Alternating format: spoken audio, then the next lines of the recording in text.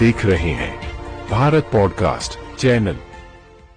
उत्तर प्रदेश की बेटी और विश्व प्रसिद्ध water women of India Shipra Pathak ने एक बार फिर से देश का नाम रोशन कर दिया है। ब्रिटेन की संसद में अपनी नई पुस्तक महाकुंभ का भव्य विमोचन करने के बाद जब वे स्वदेश लौटी तो दिल्ली के इंदिरा गांधी अंतर्राष्ट्रीय हवाई अड्डे पर उनका जोरदार स्वागत किया गया। सैकड़ों लोगों ने फूल मालाओं और तिरंगा झंडे लहराते हुए उनका अभिनंदन किया। शिप्रा पाठक ने लंदन में भारतीय संस्कृति और सनातन धर्म की महक बिखेरी। ब्रिटिश संसद के ऐतिहासिक हॉल में आयोजित कार्यक्रम में उन्होंने पूरे विश्व के प्रतिनिधियों, सांसदों और गणमान्य लोगों के सामने अपना पूरा संबोधन हिंदी में दिया।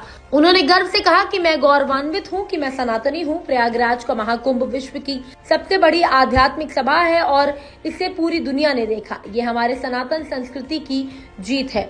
उनकी पुस्तक महाकुंभ प्रयागराज के विश्व प्रसिद्ध कुंभ मेले की आत्मा को वैश्विक पटल पर ले जाती है। इस पुस्तक का विमोचन ब्रिटेन की संसद में होना अपने आप में ऐतिहासिक है।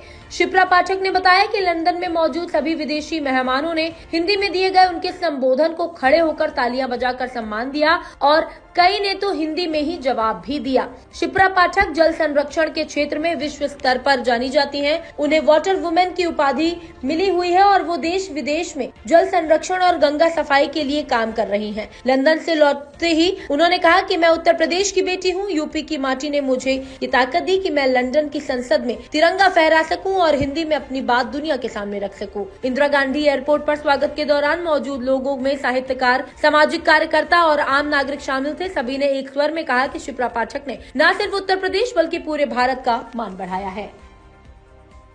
नर्मदे हर, मैं भारत को प्रणाम करती हूँ। कुंभ कोई घटना या कोई एक ऐसा अवसर नहीं था जिसे हम पूर्ण कर दें शिवरात्रि के साथ। मुझे लगता है 67 करोड़ लोग जिस जगह आए हों पूरे विश्व से, उसकी चर्चा हमें विदेशों की धरती के हर एक शहर तक पहुंचानी चाहिए।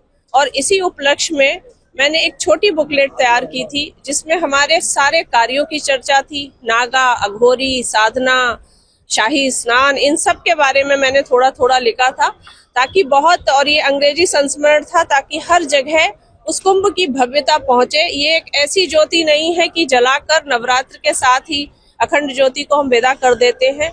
ये एक ऐसी ज्योति है जो मशाल बननी चाहिए और अगले कुंभ तक चलती रहनी चाहिए। कल्चर की बात करते हैं, सनातन कल्चर पर समय समय पर कोई ना कोई सवालिया निशान बना रहा है। चाहे वो हरिद्वार कुंभ हो जो कोविड के समय आया था, या कुंभ अभी कुंभ का जो पिछला निकला है। जब आप ब्रिटेन में दूसरे देश में रहे, 200 साल हमारे पर राज करा, कैसा लगा अपने देश के कल्चर को हम बताते हुए? किसी भी संस्कृति का हाथ पैर उसकी भाषा और उसका पहनावा और उसका भोजन होता है। मेरी पहली शर्त संसद में यही थी कि मैं हिंदी में बोलूंगी और उन्हें ट्रांसलेट करना पड़ेगा, क्योंकि कोई जापान से आता है वो तो जापानीज में ही बोलता है, तो हम अपनी भाषा को लेकर क्यों एडजस्ट करके वहाँ अंग्रेजी में बात करें।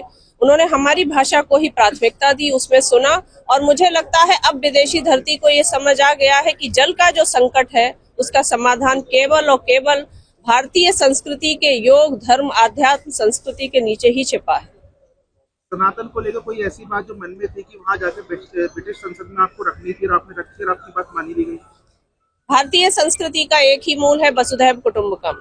मैंने यहीं से वहाँ अपनी बात शुरू की कि हम वो लोग नहीं हैं जो अपने देश के बारे में सोचे, अपने परिवार के बारे में सोचे, अपने राज्य के बारे में सोचे, केवल अपने तक सीमित रहकर हम स्वार्थी बने।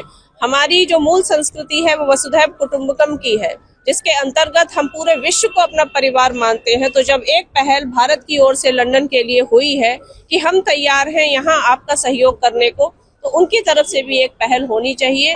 और मुझे लगता है कुछ लोगों को मेरी तरह खड़ा होना चाहिए जो राजनीति, जाति, रंग, रूप, राष्ट्र से परे जाकर विश्व की अगली पीढ़ी के स्वास्थ्य के लिए काम करे। शिक्षा और ज्ञान सबसे अहम हथियार होता है किसी महिला, किसी बालिका, किसी बच्चे के लिए। क्या संदेश देना चाहेंगे आज की युवा पीढ़ी के लिए?